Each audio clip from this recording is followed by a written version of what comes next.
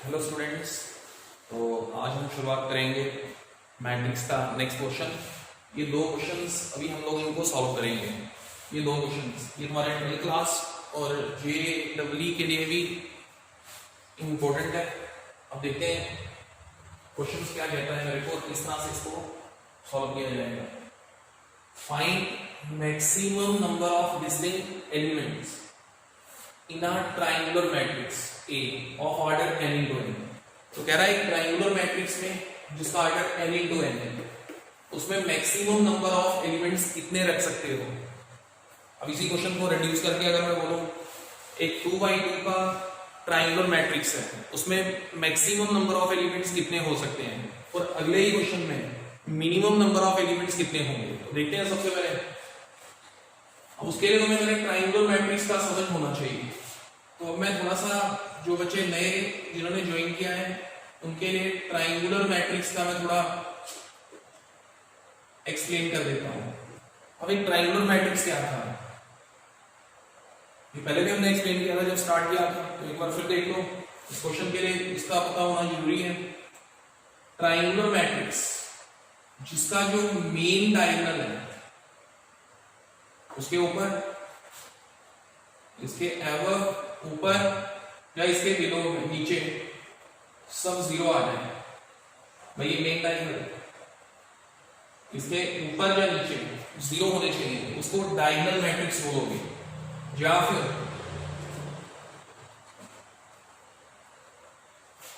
अब इसको triangular matrix भी कह सकते हैं और डायगोनल मैट्रिक्स भी कह सकते हैं। तो अब अगर बात की जाए डायगोनल और इसमें डिफरेंस क्या रहेगा, तो एक ट्रायंगुलर मैट्रिक्स आपका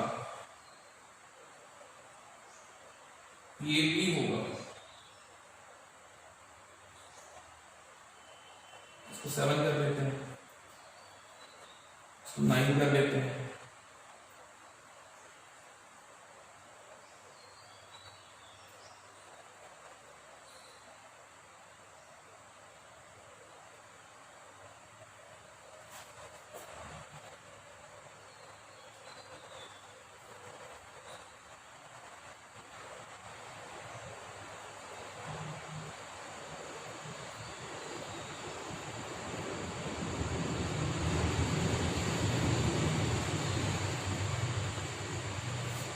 इस नेम आ गया, इसको थोड़ा सा चेंज कर देते हैं, 3, 2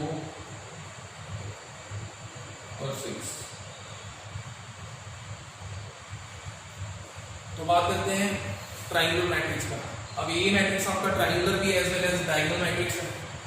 अब ये मैट्रिक्स जो है ये तुम्हारा सिर्फ ट्रायंगुलर ही होगा और ये भी सिर्फ ट्रायंगुलर है, ये डायगोनल नहीं है। अब होता क्या है ट्रायंगुलर मैट्रिक्स, कोई भी स्क्वायर मैट्रिक्स जिसके मेन डायगोनल के ऊपर उससे नीचे या ऊपर नीचे दोनों जगह जीरो आ जाए, वो आपका ट्रायंगुलर मैट्रिक्स बोला जाएगा। तो सबसे पहले बात करते हैं इस मैट्रिक्स का। इसके अंदर जीरो से ट्रायंगल बनती है, ये भी जीरो ट्रायंगल बना रहे, जीरो ट्रायंगल बना रहे, ट्रायंगुलर मैट्रिक्स इधर से भी एक ट्रायंगल दिख रही है। तो ये तीनों आपके ट्रायंगुलर मैट्रिक्स बोले जाएंगे, लेकिन इन दोनों को एक स्पेशल टाइप में रखा है, लोअर ट्रायंगुलर मैट्रिक्स।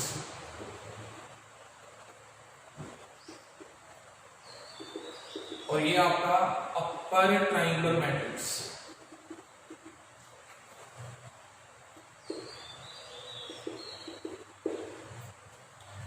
अब बात करते हैं लोअर और अपर की। एक बार समझ लो बच्चों के लिए कर रहा हूं, जिन बच्चों ने नहीं समझा हुआ है पहले स्टार्टिंग से, जिन्होंने नहीं स्टार्ट किया था वो चेक कर लें। अब इधर ट्रायंगुलर मैट्रिक्स, ट्रायंगुलर मैट्रिक्स में main diagonal, leading diagonal, principal diagonal, उसके ऊपर नीचे जीरो आ जाए तो समझ लो ट्रायंगुलर मैट्रिक्स है, ऊपर ही जीरो है या नीचे ही जीरो है, फिर ट्रायंगुलर मैट्रिक्स है।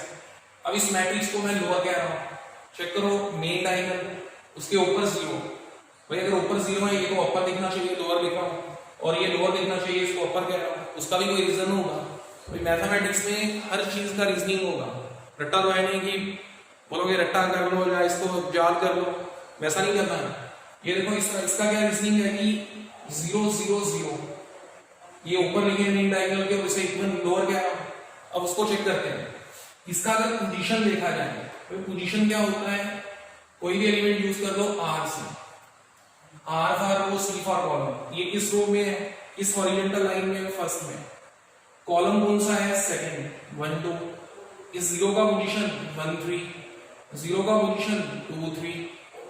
अब अगर तीनों पोजीशंस को चेक किया जाए, first row second column, 1 less than 2, 1 less than 3, 2 less than 3, तो इसमें रो जो है वो लेस देन कॉलम है।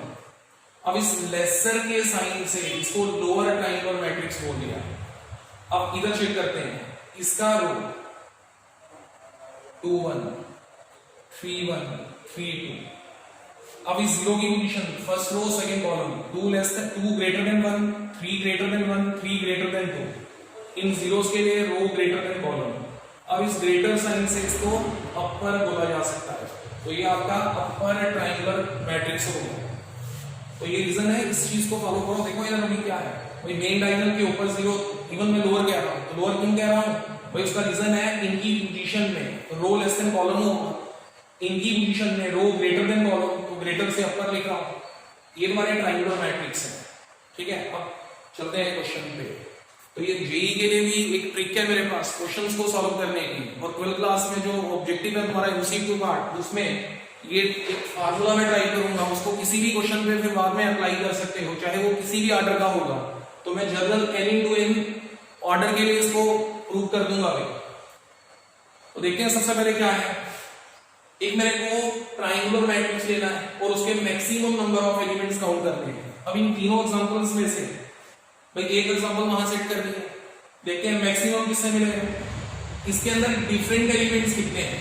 अब अगर यहां चेक करता हूं, number of different elements are distinct elements, count करते हैं 1 2 3 और एक 0 काउंट कर लो, 4 आ गए। इसके अंदर नंबर ऑफ डिस्टिंक्ट एलिमेंट कितने हैं, फिर काउंट करते हैं 1 2 3 4 5 6 एक 0 7।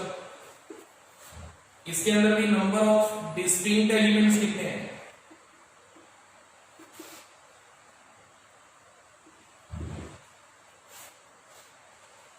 One two three four five six एक 0 7। अब चलते हैं क्वेश्चन पर। ट्रायंगुलर मैट्रिक्स जो है वो तीन ही बन सकते हैं मार्केट में, और कोई ट्रायंगुलर मैट्रिक्स नहीं है। अब अगर मैं चेक करूं इस क्वेश्चन को, एक ट्रायंगुलर मैट्रिक्स मेरे को लेना है ऑर्डर n into n का, उसका मैक्सिमम नंबर ऑफ एलिमेंट्स निकालने हैं। तो ये तीन एग्जांपल्स ली थी, इसमें मैक्सिमम मेरे को कहां से लिख रहा है, तो मैक्सिमम इन दो में लिख रहा है, इसमें 7 है, इसमें भी 7 है, इसमें 4 है। तो इसका मतलब इस क्वेश्चन के लिए जो एग्जांपल सेट होगा वो ये दिया जाएगा। चलते हैं, अब ऑर्डर n into n के लिए देखना है, तो उसके लिए सबसे पहले छोटा मैट्रिक्स लिया जाएगा, 1 2 3 4 5, सारे डिस्टिंक्ट एलिमेंट रखो। मेरे को मैक्सिमम काउंट करना है, रिपीटिशन नहीं हो किसी एलिमेंट का, ये ध्यान रखना है। अब काउंट करो नंबर ऑफ एलिमेंट्स कितने हैं। इसमें अगर ऑर्डर 3 into 3 का होता तो number of maximum number of distinct element कितने होते,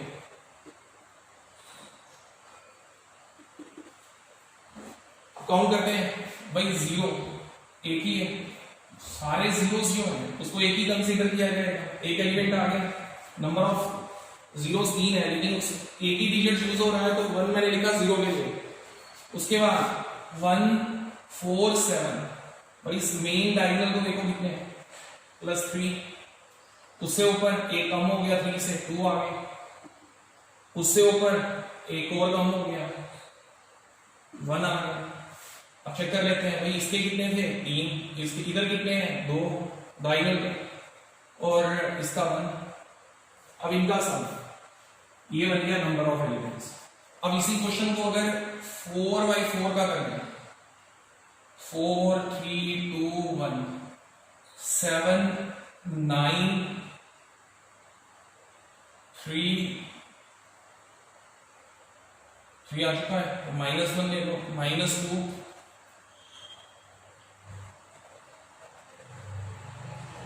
0 0 0 एक 4 रोज और 4 कॉलम का लेते हैं।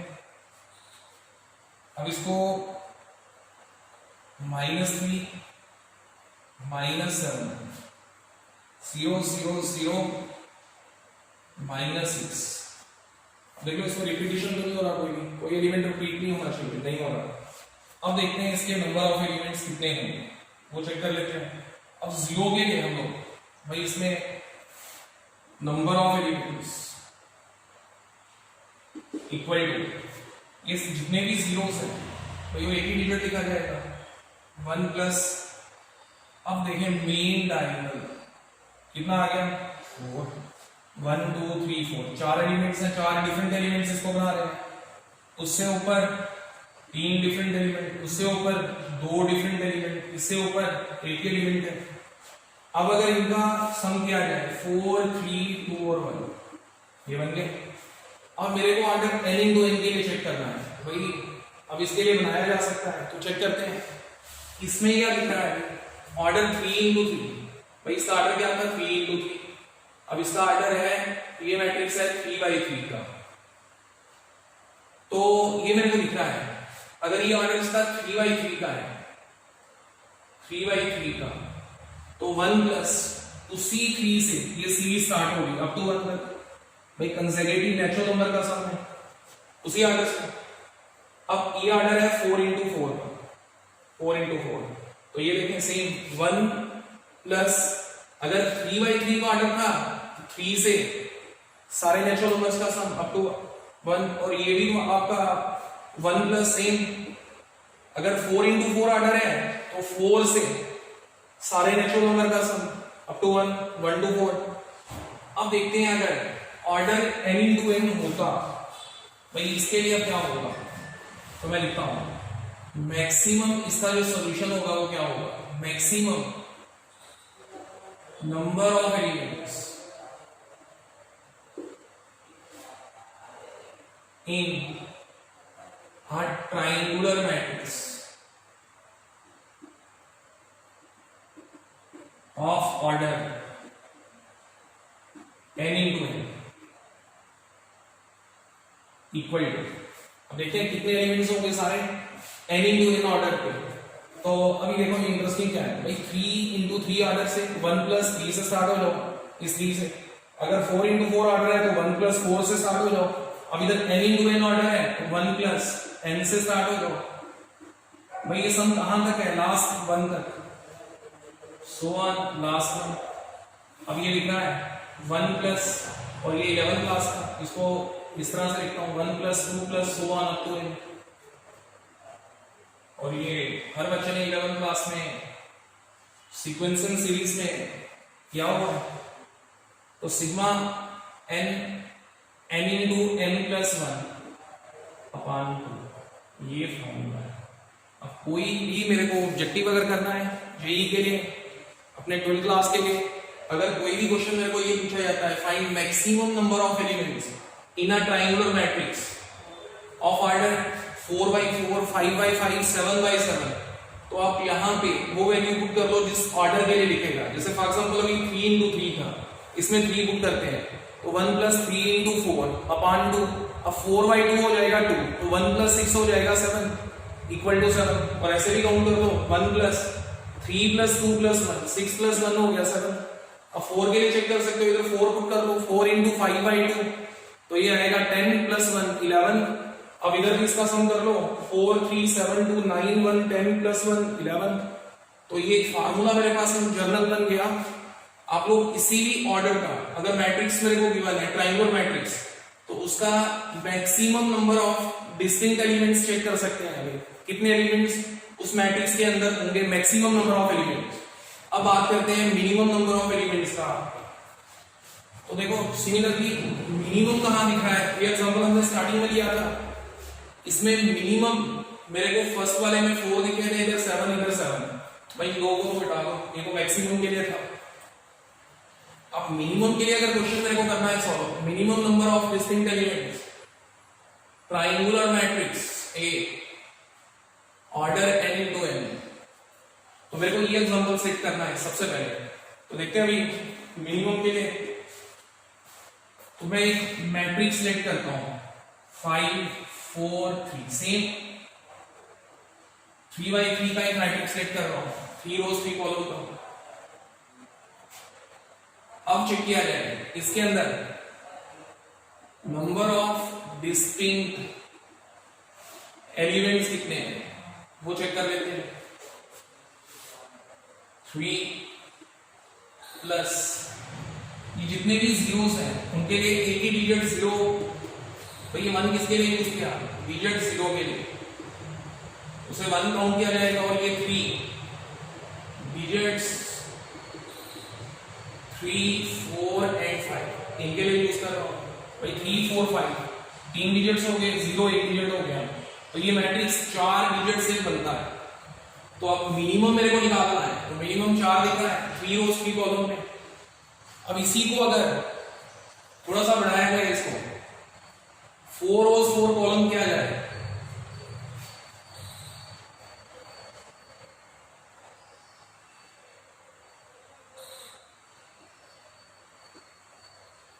अगर ये कर दिया जाए, अब इस मैट्रिक्स में नंबर ऑफ ये 4 into 4 का ले रहा हूं, ये आपका 3 by 3 का order 4 into 4 number of distinct elements,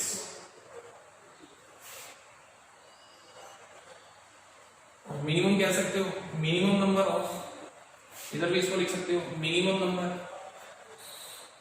equal to भाई डायगोनल में कितने हैं 4 प्लस 0 के लिए जैसे इधर था 0 के लिए एक डिजिट 4 + 1 आ गया 5, ये बन गया। अब अगर इसको समझा जाए, इसका इस क्वेश्चन का अगर मेरे को सॉल्यूशन लिखना है तो क्या होगा, number of minimum number of distinct elements in a triangular matrix